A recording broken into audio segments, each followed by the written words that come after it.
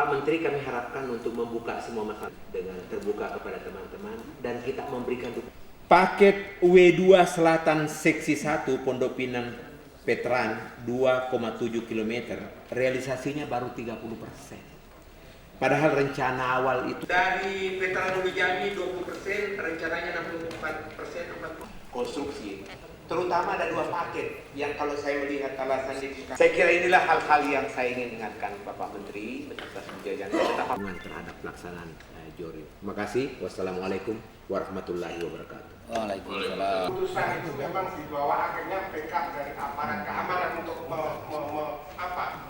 melaksanakan atau mengeksekusi pembebasan tanah. Saya pikir ini di tingkat-tingkat operasional sebetulnya Purwakarta Utara Seksi 2 suatu kejelasan barangkali kaitannya dengan sektor M ya. Bagaimana skemanya itu termasuk N itu. Prinsipnya kalau memang itu alternatif yang terbaik, tentunya kita juga bisa memberikan dukungan politis barangkali terhadap sektor N maupun yang sektor Purwakarta Utara adalah yang bebas itu. Saya pikir ini yang perlu kami ini memang perlu penjelasan lebih rinci. Terima kasih. Assalamualaikum warahmatullahi wabarakatuh. Terima kasih. Saya pada tahun yang lalu ya sudah pada tahun yang lalu bisa proses JOR ini mau dimulai. Karena itu bahannya tebal sekali. Mungkin garis besar aja mungkin 2 menit ya.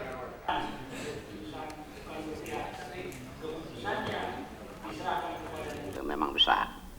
Jadi misalnya Pondok Pinang Veteran 2,7 km, rencana 86%, realisasi 30%. Persentase besar, tetapi sebetulnya volume nominal itu tidak besar. Panjangnya 2,7 km. Volume yang besar itu adalah rigid pavement dan jembatan. Rigid pavement itu bisa kita lakukan 600 meter per hari. Jadi kalau tanahnya sudah bebas, dalam waktu singkat ketinggalan ini bisa kita kejar gitu. Dan untuk jembatannya, kalau misalnya bapak-bapak lihat ke proyek itu semua balok-balok dan slabnya itu sudah siap di lapangan, tinggal meletakkan saja di peletakannya. Hanya memang kita mau meletakkan nggak bisa, tanahnya belum bebas. Jadi memang satu-satunya hambatan adalah pembebasan tanah. Pembebasan tanah bukan karena tidak ada uang, uangnya ada. Jadi sedikit mengenai pembebasan tanah ini, sebetulnya kewajiban membebaskan tanah itu ada pada pemerintah, dalam hal ini Departemen Kimpaswil. Namun panitianya itu adalah panitia 9 ya, yang diketuai oleh wali kota. Ada tim teknis yaitu dari Kimpaswil dan Jasa Marga, karena APBN tidak ada sehingga sementara dibebankan kepada Jasa Marga. Nah, mohon maaf bahwa dalam hal ini tidak ada yang berleha-leha, termasuk Pak Menteri pun sudah turun tangan langsung. Kekhawatiran wali kota bahwa nanti akan ada ini ada itu ya, sampai Pak Menteri sudah minta kepada Jaksa Agung, sekarang ada 3 ya, ada 4 orang dari Kejaksaan Agung ikut di dalam tim tanah. Jadi masalah pembebasan tanah ini memang Kepres 55 tahun 93 mengatakan harus musyawarah melihat NJOP dan harga pasar. Nah, di sini kalau masyarakat itu memenuhi itu semua mungkin nggak masalah, tapi ada saja anggota masyarakat yang seperti tadi disampaikan Pak Menteri, mintanya tuh ya aneh-aneh gitu, yang kalau kita selesaikan menurut langkah-langkah hukum, dan itu sudah kita lakukan, itu memang memerlukan waktu lama. Jadi permasalahan pembebasan tanah ini pertama status kepemilikan. Ada yang sebidang tanah mempunyai 4 sertifikat asli. Lalu harganya yang memang ada saja yang minta di luar kewajaran. ketika ada masalah tanah sisa ya yang mereka minta dibeli gitu. Jadi ya kami hanya cerita, bukan mengeluh ya, tapi ini satu-satu karena menyelesaikan. Jadi kalau bapak-bapak dan ibu-ibu bertanya kepada saya, ya tadi bapak terakhir mengatakan siapa yang bertanggung jawab? Saya yang bertanggung jawab. Memang di dalam pembangunan ini Jasa Marga dan direktur utama yang bertanggung jawab.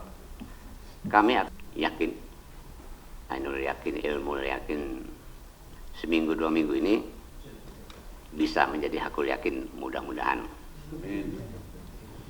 Nah jadi kan bapak-bapak ibu-ibu yang sudah mendukung kami secara penuh, tetapi ya kami sudah mengupayakan segala potensi yang ada, bukan karena uang, bukan karena berleha-leha, bukan karena kurang tanggung jawab. Masalah S ini memang keputusan Mahkamah Agung seperti yang disampaikan oleh Pak Menteri tadi. Walaupun ada pendapat yang terakhir, keputusan rapat KKSK sebesar 548 miliar itu segera akan dibayar oleh Jasa Marga 50%, cash 50%. Utama Karya, BPPN dan Jasa Marga, kami cek bahwa antara Jati Bening Cawang itu memang lalu lintasnya 120.000 kendaraan per hari. Kalau sudah masuk kota itu 160.000 ke arah Priok, sekitar 240.000 ke arah Semanggi, Bogor. Jadi rasanya memang sulit kalau untuk tidak macet gitu. Mengenai pengaturan kendaraan itu kami sudah coba melakukan koordinasi dengan Pemda, Perhubungan dan juga pelabuhan. Tetapi sampai sekarang belum timnya yang ini. Wah, hukumnya. Siap Pak, mulai Pak. Jam 2 ini ada lagi rapat dengan Kabulok. Saudara-saudara wartawan, terima kasih atas menunggu yang cukup lama ini. Pada hari ini kita sudah sampai pada hari kelima dari perjalanan Panja ini, yang dimulai sejak Selasa 24 Juni dengan rapat intern Panja Sukhoi.